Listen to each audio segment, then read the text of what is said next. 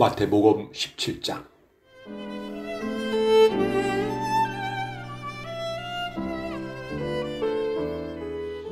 6일 뒤에 예수님께서는 베드로와 야고보 그리고 야고보의 동생 요한을 데리고 따로 높은 산에 올라가셨습니다. 그들 앞에서 예수님의 모습이 변화되었습니다. 예수님의 얼굴은 해같이 빛나고 옷은 빛처럼 희게 되었습니다. 그때 모세와 엘리야가 나타나 예수님과 함께 말씀을 나누었습니다. 베드로가 예수님께 말했습니다. 주님, 우리가 여기 있는 것이 좋습니다. 원하신다면 제가 여기에 천막 3개를 세우겠습니다. 하나는 주님을 위해, 또 하나는 모세를 위해, 그리고 마지막 하나는 엘리야를 위해서 말입니다. 베드로가 말하는 동안에 갑자기 빛나는 구름이 그들 위를 덮고 그 속에서 이는 내가 사랑하며 기뻐하는 아들이다. 너희는 그의 말을 들으라 하는 소리가 들려왔습니다. 제자들이 그 소리를 듣고 얼굴을 땅에 대고 엎드리며 무서워하였습니다. 예수님께서 그들에게 오셔서 어루만지시며 말씀하셨습니다. 일어나라. 무서워하지 마라. 제자들이 눈을 들어보니 아무도 보이지 않고 예수님만 혼자 계셨습니다. 산 아래로 내려올 때에 예수님께서 제자들에게 당부하셨습니다. 인자가 죽음에서 다시 살아날 때까지 너희가 본 것을 아무에게도 말하지 마라. 제자들이 예수님께 여쭈었습니다.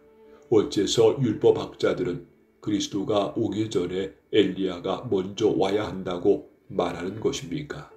예수님께서 대답하셨습니다. 엘리야가 와서 모든 것을 회복시킬 것이다. 그러나 내가 너에게 말한다. 엘리야는 이미 왔다. 그런데 사람들은 그를 알아보지 못하고 그에게 자기들 마음대로 하였다. 이처럼 인자도 그들로부터 고통을 받을 것이다.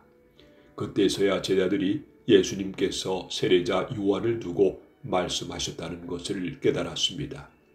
예수님과 제자들이 사람들에게 갔을 때 어떤 사람이 예수님께 와서 무릎을 꿇고 절을 하며 말했습니다. 주님, 제 아들에게 자비를 베풀어 주십시오. 이 아이가 간질에 걸려서 너무나 고생하고 있습니다.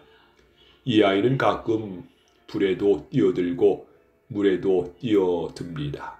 제가 이 아이를 제자들에게 데리고 왔는데 고칠 수 없었습니다. 예수님께서 말씀하셨습니다. 아, 믿음이 없고 뒤틀어진 세대여, 도대체 언제까지 내가 너희와 함께 있어야 하겠느냐? 언제까지 내가 너희를 참아야 하겠느냐? 그 아이를 내게 데리고 오너라. 예수님께서 귀신을 꾸짖으셨습니다.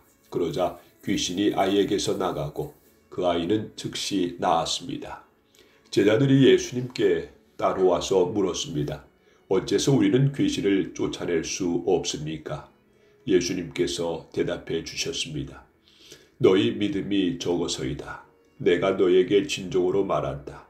너에게 겨자씨 한 알만한 믿음이 있으면 이 산을 향하여 여기서 저기로 움직여라 말할 것이다.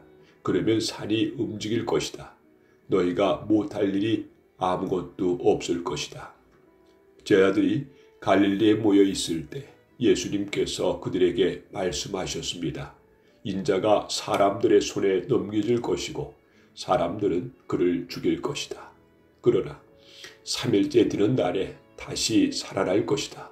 그러자 제자들은 몹시 슬퍼하였습니다.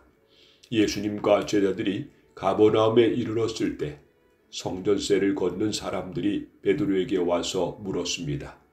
당신네 선생님은 성전세를 내지 않습니까? 베드로가 대답했습니다. 내십니다. 베드로가 집에 들어가자 예수님께서 먼저 말씀을 꺼내셨습니다. 어떻게 생각하느냐? 시몬아, 이 세상의 왕들은 관세와 세금을 누구에게서 받느냐? 왕의 자녀들에게서냐 아니면 다른 사람들한테서냐? 베드로가 대답했습니다.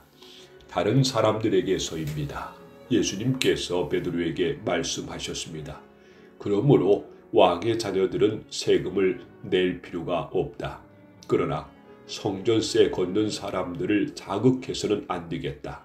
그러니 호수에 가서 낚시를 던져라. 그리고 첫 번째 낚은 물고기의 입을 벌려보아라. 은돈 1개가 있을 것이다. 그것을 가져다가 성전세 걷는 사람에게 나와 네 몫으로 주어라.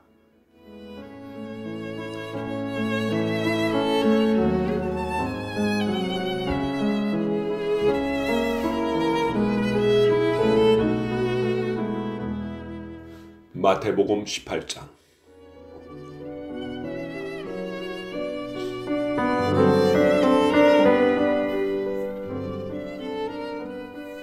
그때 제자들이 와서 예수님께 물었습니다. 하늘나라에서는 누가 가장 높은 사람입니까? 예수님께서 한 어린아이를 부르시더니 제자들 앞에 세워 놓으셨습니다. 그리고 말씀하셨습니다. 내가 너희에게 진정으로 말한다. 너희가 돌이켜 어린아이처럼 되지 않으면 하늘나라에 들어갈 수 없다. 이 어린아이처럼 자신을 낮추는 사람이 하늘나라에서 가장 높은 사람이다.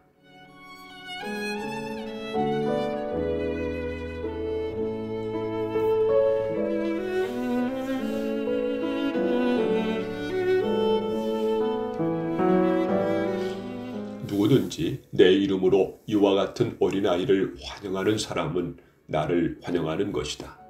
누구든지 나를 믿는 이러한 어린아이 한 명이라도 죄를 짓게 하는 사람은 차라리 자기 목에 연자맷돌을 메고 깊은 바다에 빠지는 것이 더 나을 것이다.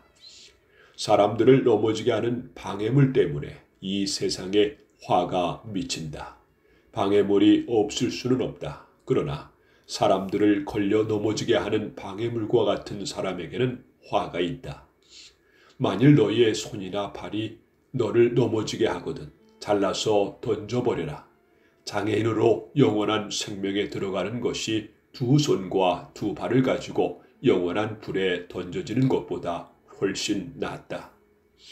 만일 너희의 눈이 죄짓게 하거든 뽑아서 던져버려라. 한 눈만 가지고 영원한 생명에 들어가는 것이 2눈을 가지고 지옥불에 던져지는 것보다 훨씬 낫다. 이 어린아이 한 명이라도 없인 여기지 말라. 내가 너에게 말한다. 그들의 천사들이 하늘에 계신 내 아버지의 얼굴을 항상 뵙고 있다. 너희는 어떻게 생각하느냐?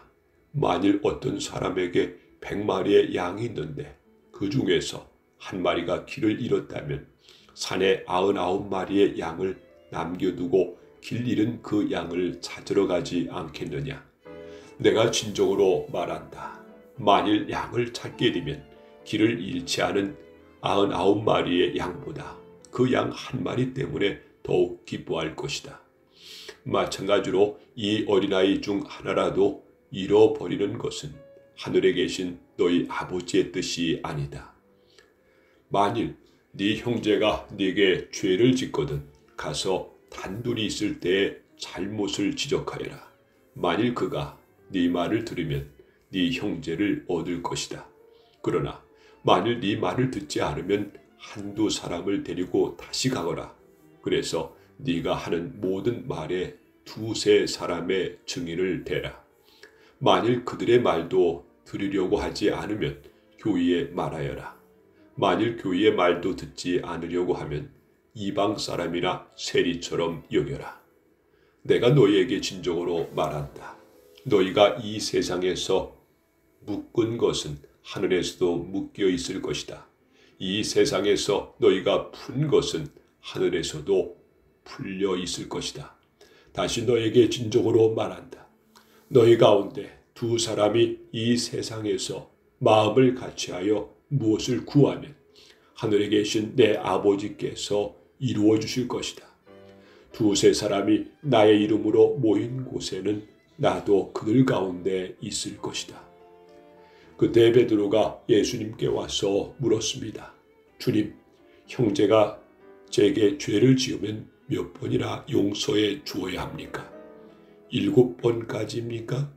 예수님께서 대답하셨습니다.